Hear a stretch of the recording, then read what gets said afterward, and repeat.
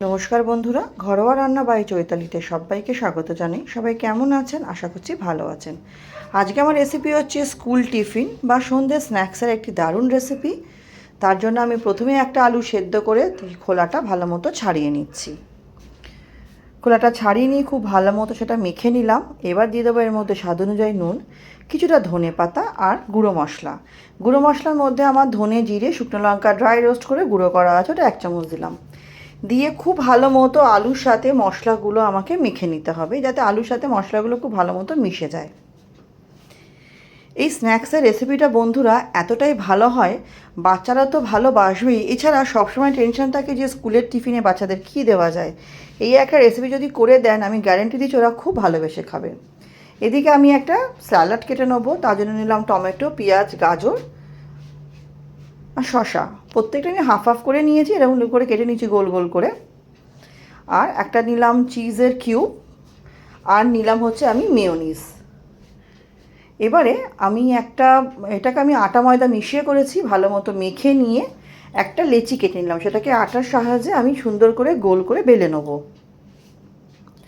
ভালো মতো এপিট ওপিট দুপিট আটাতে কোট করে আমি সুন্দর করে এটাকে গোল করে বেলে নিয়ে একদম মিডল পয়েন্ট থেকে নিচ অবধি এটাকে আমি কেটে নেবো। দেখুন, ঠিক এইভাবে এটাকে আমাকে কেটে নিতে হবে। কেটে নেওয়ার পর আমি যে আলুর পুরটা করেছিলাম, সেই আলুর পুরটা একটা দলা নিয়ে আমি একটা সাইডে ভালো মতো এটাকে আমি ছড়িয়ে দেবো। হাতের মাধ্যমে এরকম একটু চেপে চেপে দিতে হবে, যাতে খুব সুন্দরভাবে এটা আমার ছড়িয়ে যায়। দেখুন, ঠিক এইভাবে,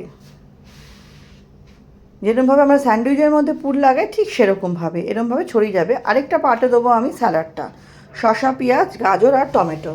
এখানে আপনারা চাইলে একটা ডিম স্লাইস করে দিতেই পারেন, কিন্তু আমি সেটা ব্যবহার করিনি।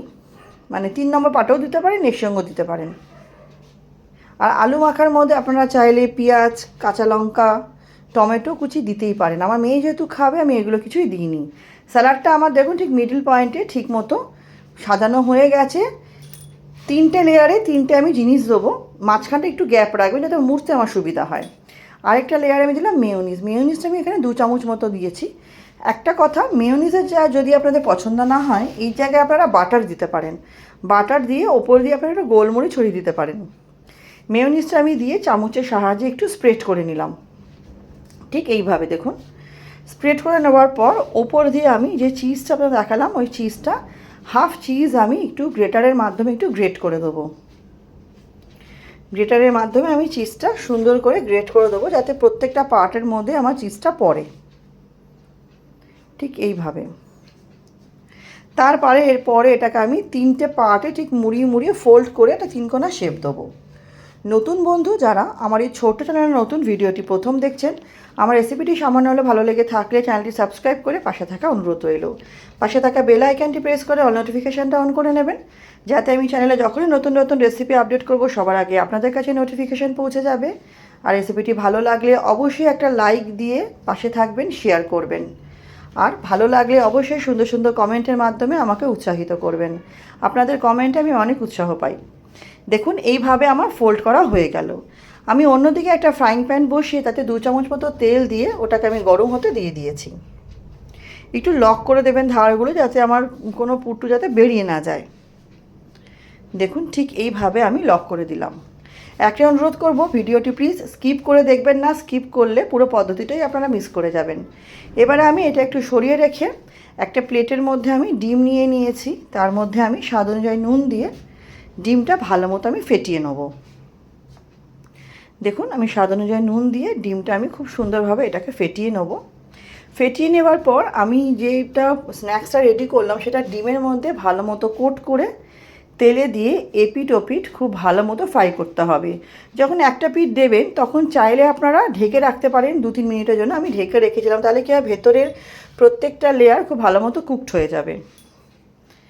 দেখুন, আমার এটা ফাটানো হয়ে গেল। এবার এটার মধ্যে আমি স্ন্যাক্সটা খুব ভালো মতো কোট করার সময় একটু হয়তো হাতটা স্লিপারি হবে, যেহেতু ডিম আছে, অসুবিধা নেই। খুব ভালো মতো কোট করে আমি এবার ফ্রাইং প্যানের মধ্যে ভেজে নেব। এই রেসিপিটা বন্ধু এতটাই খেতে সুন্দর হয়, এতটাই অপূর্ব হয় খেতে। আর বিশ্বাস করুন, বাচ্চা বলুন কি বড় বলুন, একটা খেলেই পেটটা অনেকক্ষণ ভরা থাকে। দেখুন তেলের মধ্যে এক পিঠ দেওয়া হয়ে গেছে, এক পিঠটা খুব ভালো মতো ভাজা হয়ে গেলে আমি উল্টে দেবো। দেখুন আরেক পিঠও কিন্তু আমার ভাজা হয়ে গেছে। এবার এটাকে আমি নাবিয়ে মাঝখান দিয়ে কেটে গরম গরম পরিবেশন করব। আমার সঙ্গে রেসিপিটি শেষ অবধি দেখার জন্য আপনাদের সকলকে অনেক অনেক ধন্যবাদ।